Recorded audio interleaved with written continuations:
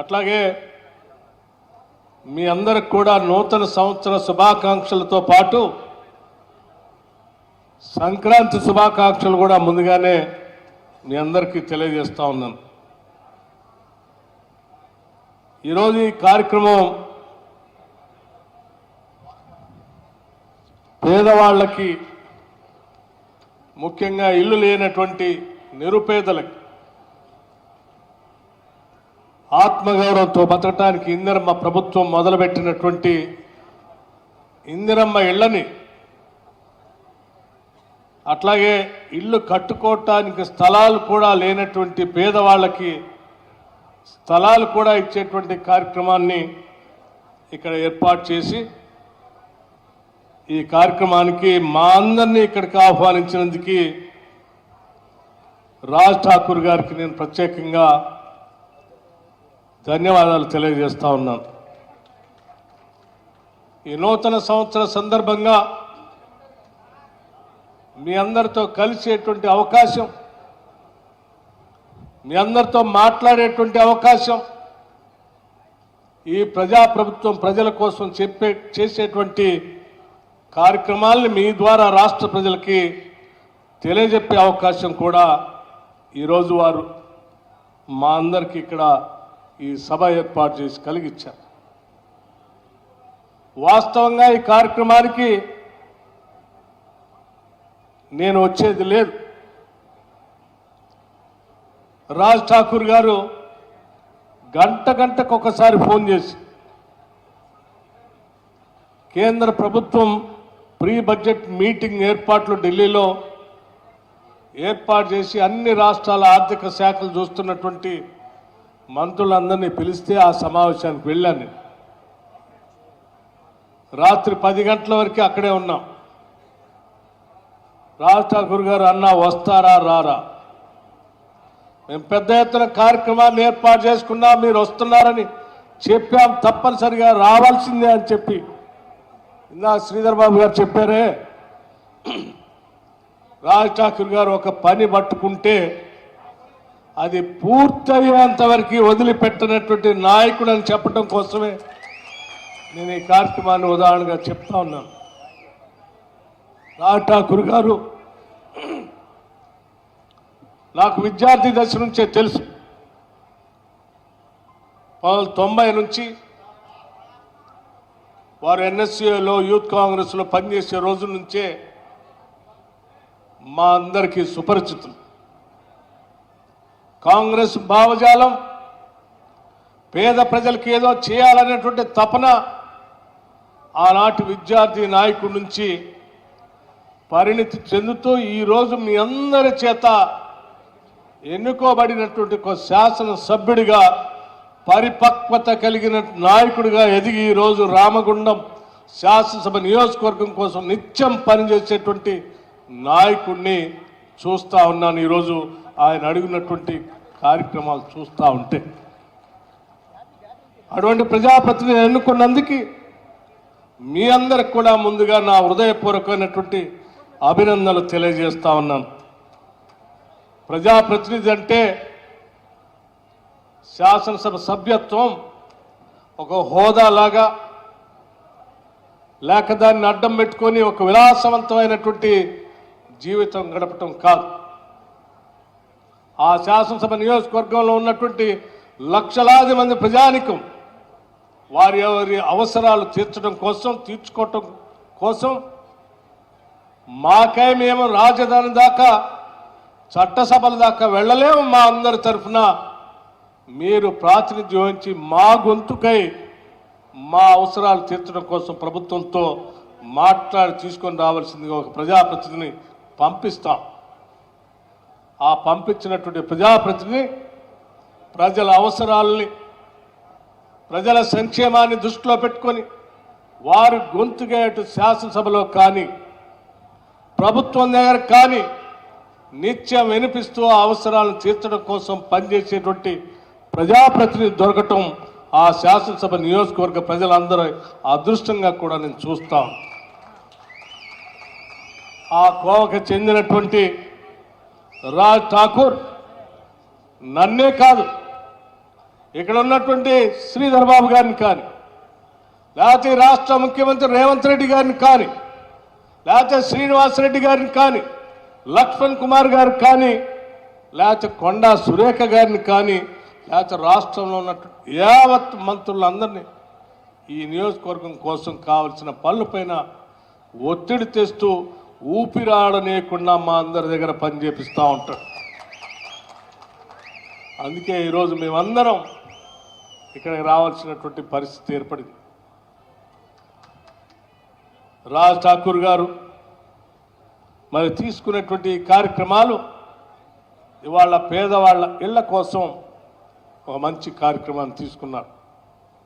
నాకు బాగా తెలుసు, ఆనాడు మేము ప్రతిపక్షంలో ఉన్నప్పుడు టీఆర్ఎస్ పార్టీ రాష్ట్రాన్ని ఏలుతున్నటువంటి 10 సంవత్సరాల సమయంలో పేదవాళ్ళ అవసరాలు తీరకుండా, వాళ్ళకు కావలసిన పనులు జరగకుండా, ఇప్పుడే మా శ్రీనివాసరెడ్డి గారు చెప్పినట్టు దొరల మనస్తత్వంతో పాలన సాగిస్తూ ప్రజల్ని పీడిస్తూ ఉంటే, స్వేచ్ఛ కోసం తెచ్చుకున్నటువంటి తెలంగాణ రాష్ట్ర సమాజాన్ని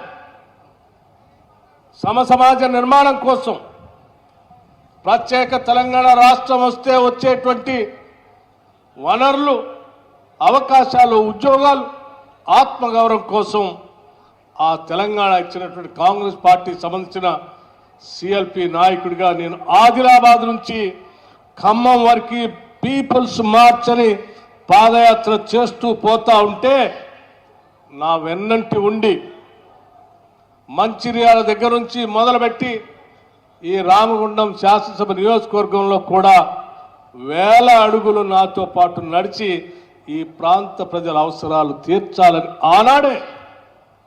ఆనాడే ఒక నోట్బుక్ రాసుకొని ఆనాటి సమస్యలన్నింటినీ కూడా ఒక్కొక్కటికి తీరుస్తూ ఈరోజు ప్రజాప్రభుత్వం ఏర్పడిన తర్వాత ఆ పరిష్కార మార్గాలన్నీ చేసుకుంటూ ముందుకు పోతాం. అందులో భాగంగానే ఈరోజు ఆనాటి పేదవాళ్ళు ఎవరైతే ఇల్లు లేదని ఆవేదనగా చెప్పారో ఆ పేదవాళ్ల గుండె చప్పుళ్ళు విని ఇవాళ వాళ్ళందరూ ఆత్మగౌరవంతో బతకటం కోసమే ఇందిరమ్మ ఇళ్ళని రాష్ట్ర వ్యాప్తంగా ఈరోజు 3,50,000 4,50,000 ఇళ్ళు, ఒక్కొక్క శాసనసభ నియోజకవర్గానికి 3,500 ఇళ్లకు తగ్గకుండా 22,500 కోట్ల రూపాయలతో పేదవాళ్ళకి ఇందిరమ్మ ఇళ్ళు ఇచ్చేటువంటి కార్యక్రమాన్ని ఈరోజు ప్రజాప్రభుత్వం ఇందిరమ్మ ప్రభుత్వం చేపట్టింది. ఇది మామూలు విషయం కాదు. ఒక్కొక్క ఇంటికి 5 లక్షల రూపాయలు ఇస్తూ ఏదో శాంక్షన్ చేశాం వదిలేశామనే కార్యక్రమం కాదు. మీ ఆత్మగౌరవంతో మీరు బతకాలనే ఆలోచనతో మేము శాంక్షన్ చేస్తూ ఉన్నాం. మీరు కట్టుకోండి, ప్రతి వారం మీరు ఇల్లు పూర్తి చేస్తూ ఉంటే వారం వారం మీకు బిల్లులు ఇచ్చే కార్యక్రమాన్ని చేపడతామని చెప్పి ధైర్యంగా హౌసింగ్ శాఖ మంత్రులు శ్రీనివాసరెడ్డి గారు చెప్పటమే కాదు, చేసి చూపిస్తా ఉన్నాం. ఈరోజు వారం వారం మీరు ఇల్లు ఎంతవరకు పూర్తి చేసుకున్నారో బిల్లు అప్లోడ్ చేస్తే ఆ వారం వారం ఈరోజు బిల్లులు రిలీజ్ చేస్తూ ఉన్నాం. అందుకే రాష్ట్ర వ్యాప్తంగా ఉన్నటువంటి నిరుపేద ప్రజలు ఈరోజు ఇందిరమ్మ ఇళ్లు పొందినటువంటి లబ్ధిదారులందరికీ కూడా విజ్ఞప్తి చేస్తున్నాం. ఒక్కరోజు కూడా మీరు ఆలస్యం చేయబాకండి. మీ ఇంటి నిర్మాణం రోజు రోజు త్వరగా కట్టుకోండి. ప్రతి వారం, ఇది రాష్ట్రం మొత్తానికి చెప్తా ఉన్నాం, ప్రతి వారం మీకు బిల్లులు ఇస్తాం. త్వరితగతిన మీరు ఇల్లు పూర్తి చేసుకొని ఆత్మగౌరవంతో మీరు గృహప్రవేశం చేసినప్పుడే ఈ రాష్ట్ర ప్రభుత్వానికి అందం, ఆనందం, మా అందరికీ తృప్తి ఉంటుందని ఈ సందర్భంగా మనం చేస్తూ ఉన్నాం.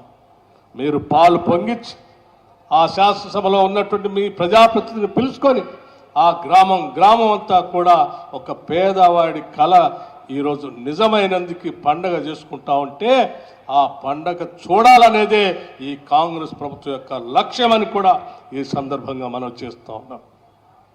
అంతేకాదు, రాష్ట్ర వ్యాప్తంగా ఉన్నటువంటి పేదవాళ్ళు ఈరోజు చాలా ఆత్మగౌరవంతో ఆ రోజు బియ్యం పంపిణీ జరుగుతూ ఉంటే అందులో పురుగులు ఉన్నాయి, దొడ్డు బియ్యం ఉన్నాయని మాట్లాడుతూ ఉంటే, అమ్మా రాబోయేది కాంగ్రెస్ ప్రభుత్వమే, ప్రజాప్రభుత్వమే రాగానే రాష్ట్ర వ్యాప్తంగా సన్న బియ్యం ఇచ్చేటువంటి కార్యక్రమాన్ని చేపడతామని చాలా ధైర్యంగా ఆనాడు చెప్పి ఈరోజు రాష్ట్ర వ్యాప్తంగా దాదాపు 96 లక్షల కుటుంబాలకి 1,15,00,000 కుటుంబాలు ఉంటే రాష్ట్రంలో 96 లక్షల కుటుంబాలకి ఇవాళ సన్న బియ్యం ఏకదాటిగా పంపిణీ చేస్తున్న ఏకైక ప్రభుత్వం ఏకైక రాష్ట్రం ఈ దేశంలో ఏదైనా ఉంది అంటే అది తెలంగాణ రాష్ట్రం ఒక్కటే. ఈ రాష్ట్రంలో పేదవాళ్ళందరి కోసం పేద మధ్యతరగతి కుటుంబాలకు ఉన్నటువంటి ఆర్థిక పరిస్థితులను దృష్టిలో పెట్టుకొని వారు సంపాదించేటువంటి ఆదాయం పెద్ద ఎత్తున కుటుంబ అవసరాలకే మిగిలేటట్టుగా వారు ప్రభుత్వాలు కట్టేటువంటి సొమ్ములో విద్యుత్ శాఖకు సంబంధించి 200 యూనిట్ల వరకు ఉచిత కరెంటు ఇస్తూ ఆ 200 యూనిట్ వరకు ఆ విద్యుత్ బిల్లులు మీరు కట్టకుండా మీ తరఫున రాష్ట్ర ప్రభుత్వం ప్రతి నెల విద్యుత్ శాఖకి ఇవాళ బిల్లులు కడతా ఉంది. రాష్ట్ర వ్యాప్తంగా ఉన్నటువంటి 29 లక్షల వ్యవసాయ పంపు సెట్టుదారులకి ఇవాళ మీ తరఫున రాష్ట్ర ప్రభుత్వం ప్రతి నెల విద్యుత్ శాఖకి నిధులు కడతా ఉన్నాం, బిల్లులు కడతా ఉన్నాం. ఈరోజు రాష్ట్ర వ్యాప్తంగా ఉన్నటువంటి మహిళలందరూ ఏ మూల నుంచి ఎక్కడికైనా ప్రయాణం చేయడానికి కావలసిన విధంగా ఆర్టీసీ బస్సులో ఉచిత ప్రయాణం ఏర్పాటు చేసి గుడికి వెళ్ళాలన్నా బడికి వెళ్ళాలన్నా పిల్లల్ని బడికి తీసుకెళ్లాలన్నా తల్లిదండ్రులు చూడాలన్నా లేకపోతే ఏమన్నా చూడటానికి ఆసుపత్రికి వెళ్ళాలన్నా టికెట్ లేకుండా నిరుపేద ప్రజలు మహిళలు ముఖ్యంగా మహాలక్ష్మిలాగా ధైర్యంగా మీరు వెళ్ళొచ్చు అని చెప్పి ఉచిత బస్సుని ప్రయాణాన్ని ఈరోజు ఏర్పాటు చేసి ఈరోజు మీ అందరి తరఫున రాష్ట్ర ప్రభుత్వానికి లేకపోతే ఆర్టీసీకి రాష్ట్ర ప్రభుత్వం దాదాపు 8,600 కోట్ల రూపాయలు మీ అందరి టికెట్ ఛార్జీల్ని ఈ రాష్ట్ర ప్రభుత్వం ఆర్టీసీకి కట్టింది. ఇప్పటికే ఈరోజు రాష్ట్ర ప్రభుత్వం చేసే ప్రతి పని పేదల సంక్షేమం గురించి ఆలోచన చేయటమే, మధ్యతరగతి కుటుంబాల గురించి ఆలోచన చేయటమే, చదువుకున్నటువంటి విద్యార్థుల గురించి ఆలోచన చేయటమే,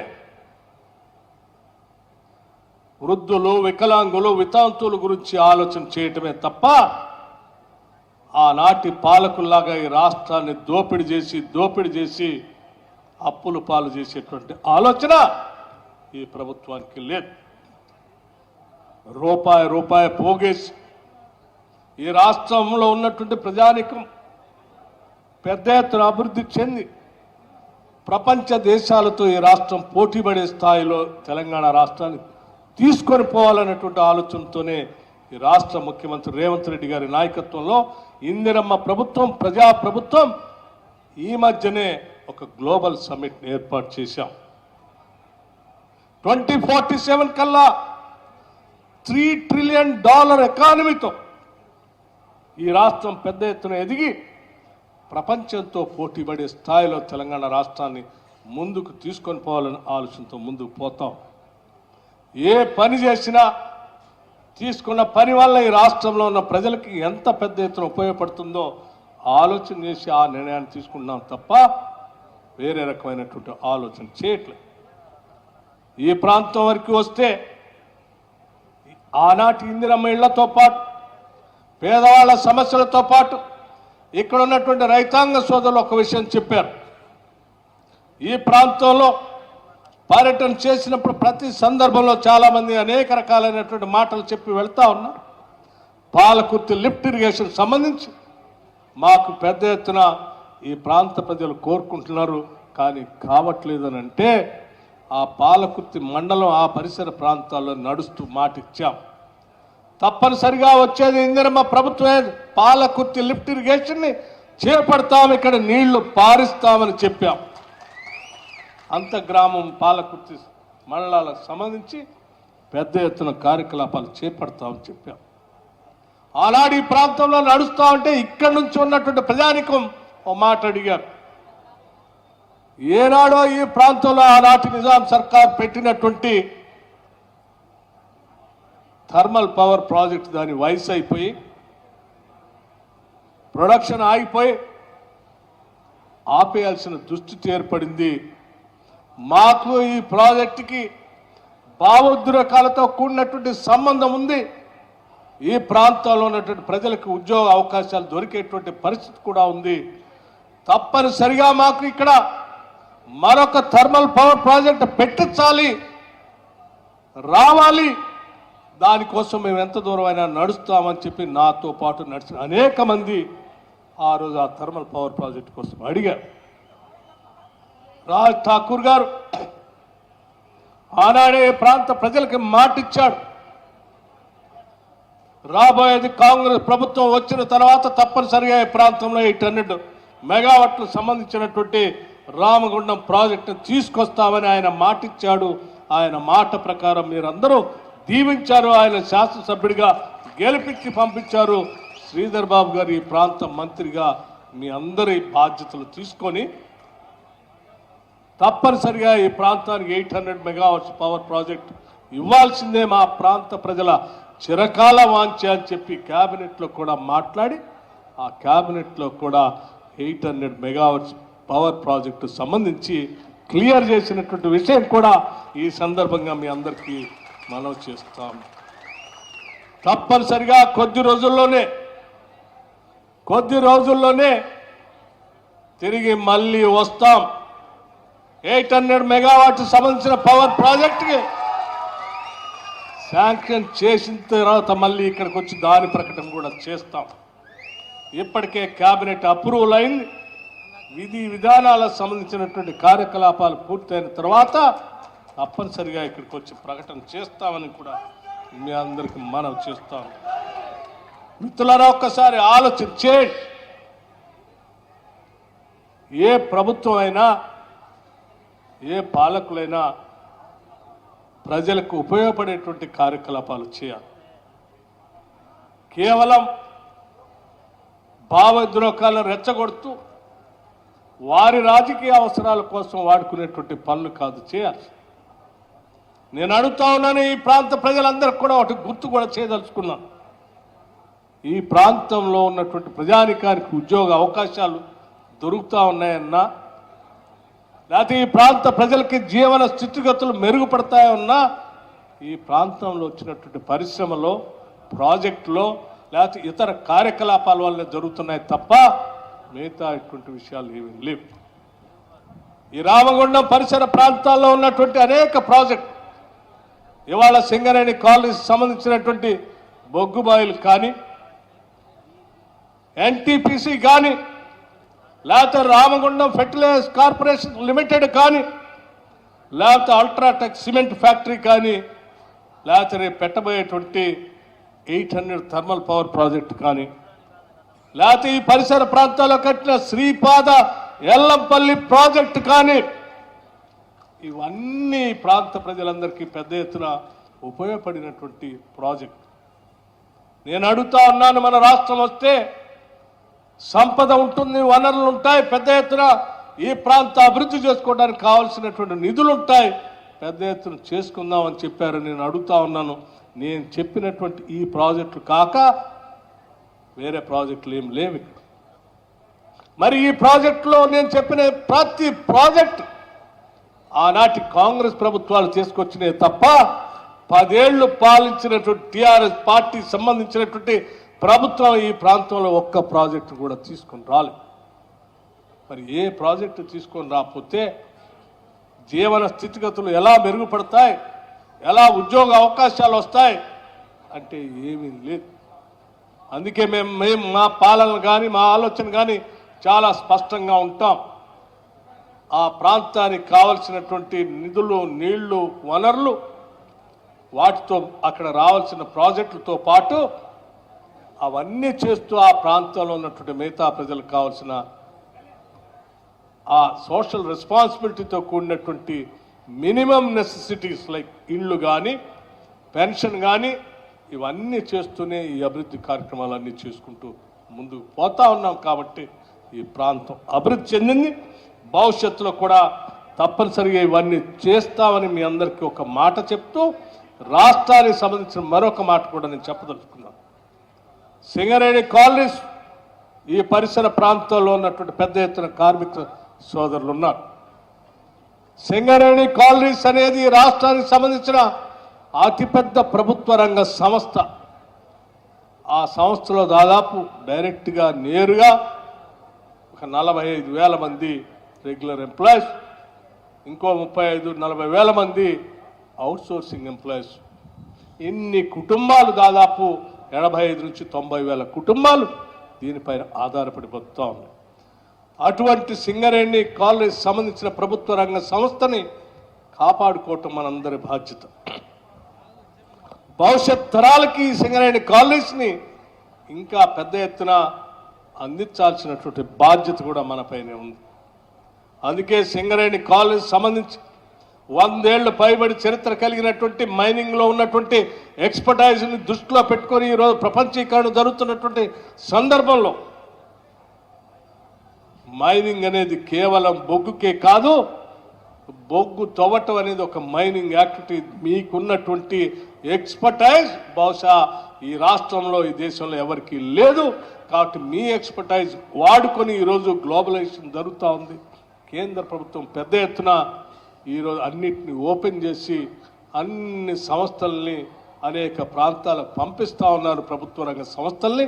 సింగరేణి కూడా బొగ్గుతో పాటు రేర్ ఎర్త్